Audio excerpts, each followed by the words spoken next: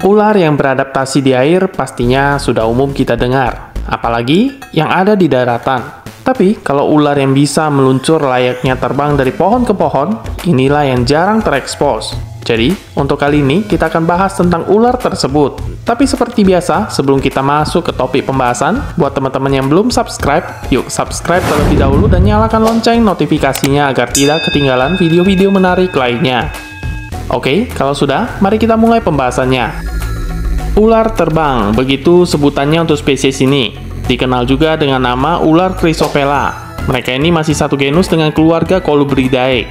Keluarga ular terbesar yang mencakup hingga 51% dari semua ular yang hidup yang sudah pernah diketahui.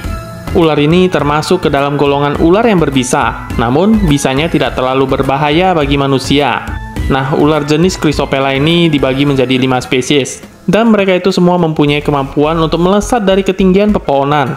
Jenis-jenisnya seperti ular pohon emas atau Chrysopela ornata, ular terbang Firdaus atau Chrysopela paradisi, ular terbang merah atau Chrysopela pelias, ular terbang Maluku atau Chrysopelea rhodopleuron, dan ular terbang Sri Lanka atau Chrysopela taprobanica. Kelima spesies ini dibedakan atas warna, ukuran, dan juga kemampuan terbang yang sedikit berbeda satu sama lainnya.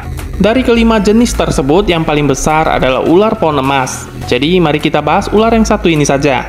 Mereka disebut sebagai yang terbesar karena mempunyai ukuran yang bisa mencapai 1,4 meter, di mana ukuran ular terbang terkecil, yaitu ular terbang merah, hanya bisa tumbuh sekitar 60 cm saja. Walaupun namanya ular pohon emas, tapi warna sisiknya tidak selalu emas mengkilat. Faktanya, banyak individu ular ini memiliki warna hijau atau hijau kekuningan dengan corak hitam yang menarik. Warna hijau ini membantu mereka berkamuflase di antara dedaunan pepohonan. Namun warna emas pada ular ini tidak sepenuhnya hilang, meskipun jarang terlihat pada sebagian besar individu.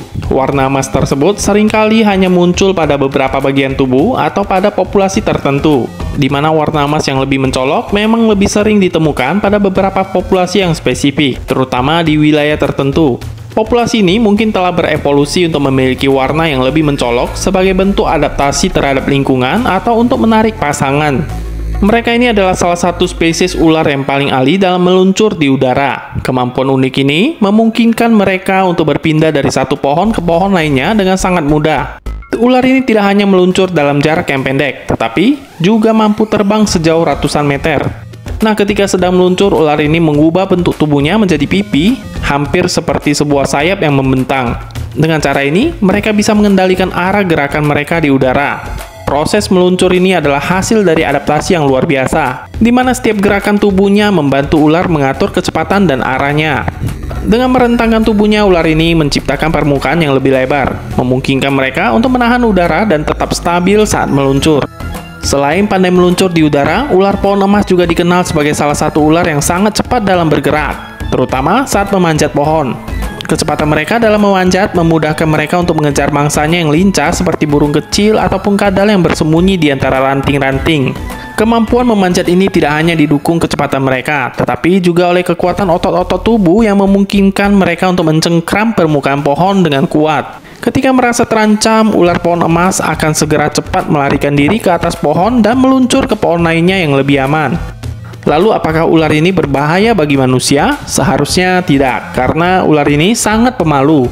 Mereka sebisa mungkin menghindari kontak dengan manusia, dan apabila sampai mereka terpojok, biasanya mereka akan berancang-ancang seperti mengembangkan tubuhnya untuk mendesis. Ya, walaupun bisanya tidak berbahaya, tapi alangkah baiknya kita tidak mengganggu mereka ya teman-teman. Begitulah keunikan dari ular Chrysopela. Sekian dulu untuk pembahasan kali ini. Berikan like kalau kamu menyukai ular jenis ini, dan komen kesanmu terhadap mereka. Share video ini ke teman-temanmu, dan pastinya jangan lupa untuk subscribe channel ini agar tidak ketinggalan pertualangan mencari keunikan dunia fauna lainnya. Terima kasih sudah menonton. Well, see you on next video.